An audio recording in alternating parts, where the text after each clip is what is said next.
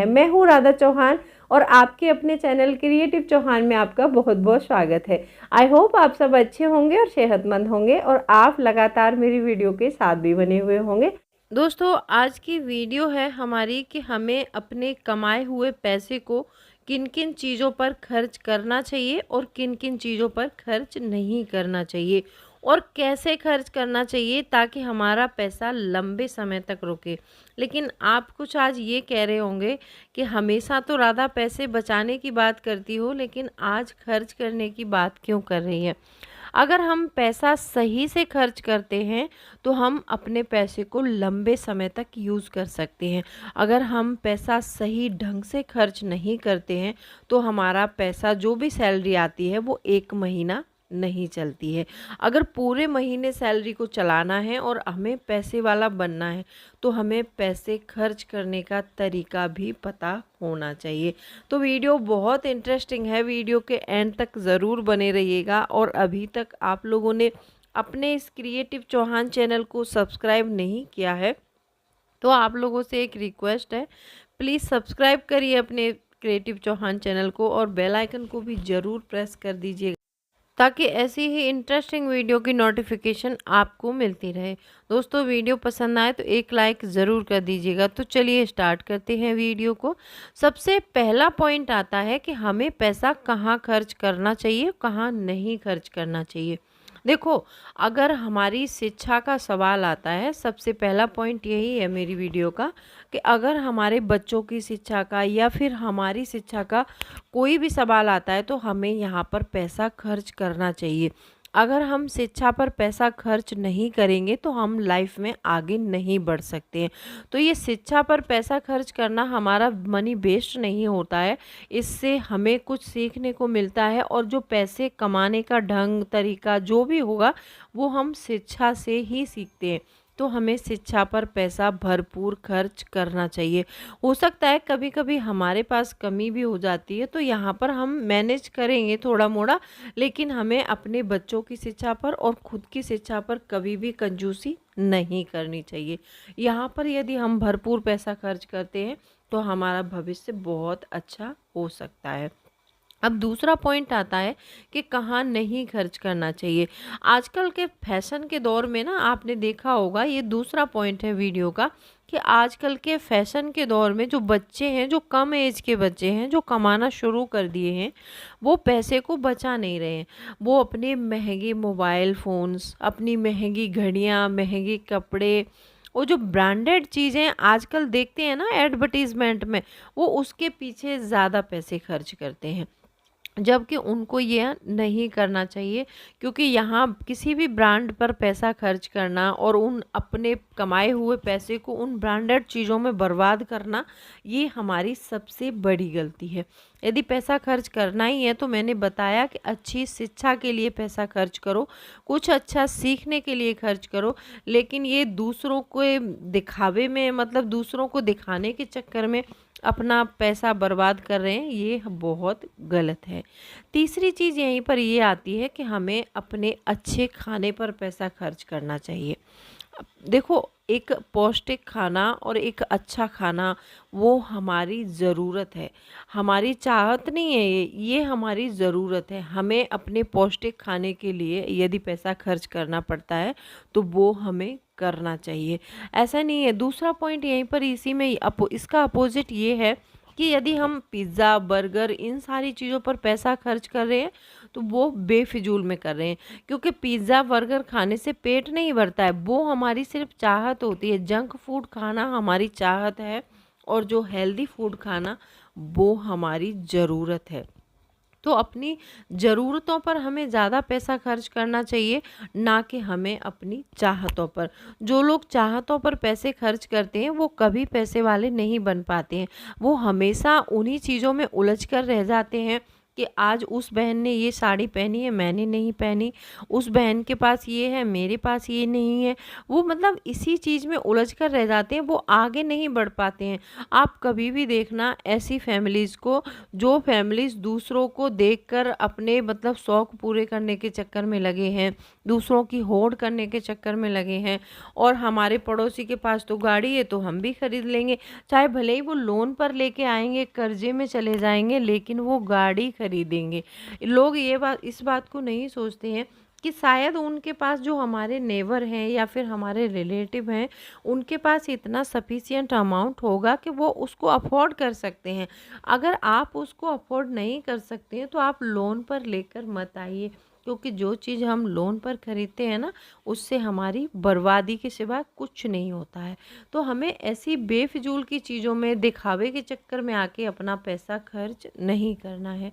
जो ज़रूरी चीज़ें हैं वहाँ पर हमें करना चाहिए। अब बात आती है कपड़ों की। जैसे मैंने बताया कि आजकल के बच्चे जो है ब्रांडेड कपड़ों पर, ब्रांडेड जूतों पर, ब्रांडेड घड़ियाँ, बहुत सारे ऐसे आइटम हैं उन पर खर्च करते हैं।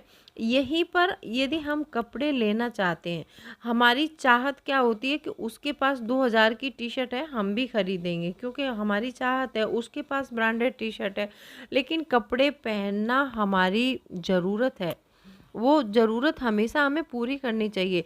यदि हमारे पास इतना कैश और इतना पैसा है कि हम उसको अफ़ोर्ड कर सकते हैं, तो वो हमें डेफ़िनेटली अफ़ोर्ड करने चाहिए।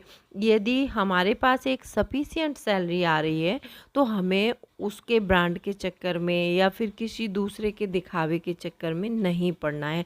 यदि मान लो हम ऑफ़िस जाते हैं, हमारे ऑफ़िस में कोई ड्रेस कोड चलता है, वहाँ पर शूज़ भी हमें ड्रेस कोड के हिसाब से पहनना है, और हमें वहाँ पर जो है कपड़े भी ड्रेस कोड के हिसाब से पहनने हैं।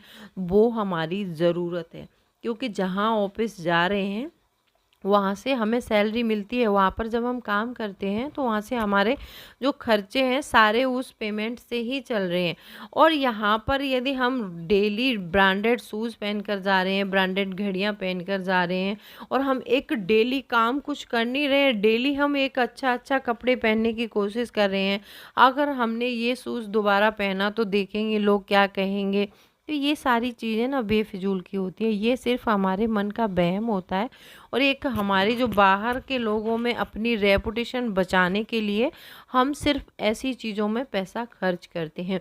जो मैंने बताया आपको कि हमारे ऑफिस का ड्रेस कोड, घर में नॉर्मल कपड़े पहनकर भी हम काम चला सकते हैं, तो वो हमारी ज़रूरत है। और ये ब्रांडेड कपड़े पहनना या फिर ब्रांडेड चीज़ें खरीदना, ये हमारी चाहत होती है। तो हमें चाहतों को साइड में रखना चाहिए, पहले अपनी ज़रूरतों को पूरा करना चाहिए। जब हम ये सोचकर पैसा खर्च करते हैं कि हमारी मतलब ज़रूरत है, इस ज़रूरत पर हम पैसे खर्च कर रहे हैं, तो हम आगे पैसे वाले बन सकते हैं, क्योंकि हम सिर्फ अपनी ज़रूरतों को पूरा कर रहे हैं, हम चाहतों को पूरा नहीं कर रहे हैं।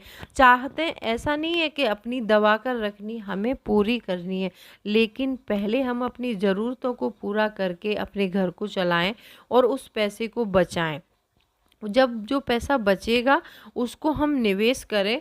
जब हमें निवेश का अच्छे से हमारा निवेश कंप्लीट हो जाए, वहाँ से हमें रेट ऑफ इंटरेस्ट आए, अगर हम उस पैसे को अपनी चाहतों पर खर्च करें, तो ये एक सही फैसला होता है सही मायने में।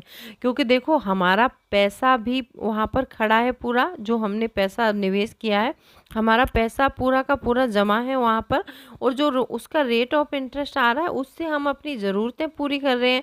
वो हमारी बहुत अच्छी आदत होती है। मतलब जो सैलरी है उसमें से सफिशिएंट सैलरी मिलती है ना, तो उस सैलरी में से पैसे बचाना कई हद तक नामुमकिन होता है।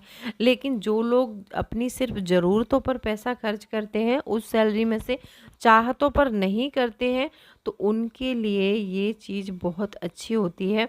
जो लोग सबसे पहले पैसे को बचाते हैं, बचे हुए पैसे को खर्च करते हैं, उनके लिए एक बहुत अच्छा फॉर्मूला है। ठीक है। और कुछ लोग ऐसे भी मिल जाएंगे आपको कि पहले खर्च करेंगे, बाद में बचाने की सोचते हैं। यहाँ पर फिर पैसा नहीं बच पाता है, क्योंकि सारा पैसा तो उनके खर्चों में चला गया, उनकी चाहतों में चला गया। उन्होंने बचाया क्या? कुछ भी नहीं। और जो लोग सिर्फ ज़रूरतों पर खर्च करते हैं और बाकी के पैसे को, बचाए हुए पैसे को अपने को निवेश करते हैं, वो आगे जाके बहुत बड़े बन सकते हैं। देखो, मिडिल क्लास फैमिली जो होती है ना, उसको अपने पैसे को बूंद बूंद करके बचाना होता है। और उस पैसे से वो इतने काम करते हैं, वो लोग बहुत ज़्यादा अपने बच्चों की शिक्षा पूरी करते हैं, आगे जाके अपने बच्चों की मैरिज करते हैं। बच्चों की मैरिज पर भी आजकल बहुत पैसा खर्च होता है। आपने गांव खेड़ों में देखा होगा कि आजकल लोग अपनी ज़मीन तक बेच देते हैं बच्चों की मैरिज के लिए। लेकिन ये गलत है, ऐसा नहीं करना चाहिए। आपको मैरिज करनी है, एक सिंपल मैरिज करो, अपने जितना अफोर्ड कर सकते हो उतना करो। लेकिन आप अपनी ज़मीन बेचकर या फिर कोई प्रॉपर्टी बेचकर, हाँ, यदि आपने उस प्रॉपर्टी को सिर्फ मैरिज के लिए ही खरीदा था, आपने बोला था खरीदते समय कि ये जब मैं बच्चे की शादी करूँगा तो उसके लिए खरीद के डाली, तो आप बेच सकते हैं। लेकिन अपने खेत बेचकर या फिर कुछ भी ऐसा बेचकर मैरिज नहीं करनी चाहिए। मैंने अक्सर गाँव में देखा है कि लोग ऐसा ही कर रहे हैं ज़्यादातर। तो एक जब महंगी शादी अफोर्ड नहीं कर सकते हो, तो आप सस्ते में भी काम चला सकते हो। तो कैसी लगी वीडियो, कमेंट सेक्शन में ज़रूर बताइएगा। वीडियो अच्छी लगी है तो वीडियो को लाइक शेयर ज़रूर कर दीजिएगा। तो चलिए मिलती हूँ अगले वीडियो में, तब तक के लिए bye bye, thanks for watching. कोई भी क्वेरी है तो आप मुझे कमेंट सेक्शन में लिख सकते हैं। और इस चीज़ का हमेशा याद रखिए कि सिर्फ अपनी ज़रूरतों पर पैसा खर्च करने वाले लोग अपने पैसे को लंबे समय तक यूज़ कर पाते हैं।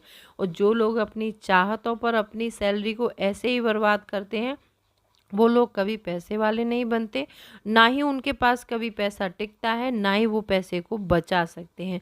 तो आई होप आपको वीडियो क्लियर से समझ में आई है। और एक बार आप ध्यान रख लीजिएगा कि सिर्फ अपनी ज़रूरतों पर पैसे खर्च कीजिए। आज का समय ऐसा है कि जितना आपने बचा लिया उतना कमा